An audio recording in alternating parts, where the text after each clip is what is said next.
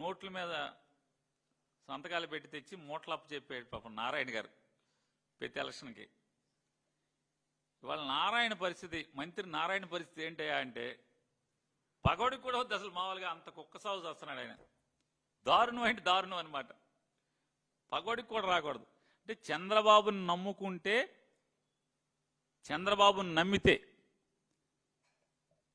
అంటే వాళ్ళు ఎంత దీనస్థితిలోకి వస్తారు ఎవరెవరు అన్నది ఈ రాష్ట్ర ప్రజలు.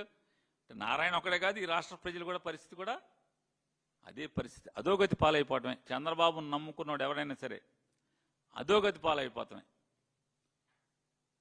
పీకే గారు జాగ్రత్తగా ఉండు, మరో నారాయణలాగా అయిపోవద్దని చెప్పని జాగ్రత్త చెప్పటం. అంత గురించి చేయగలిగేదే ఉంది.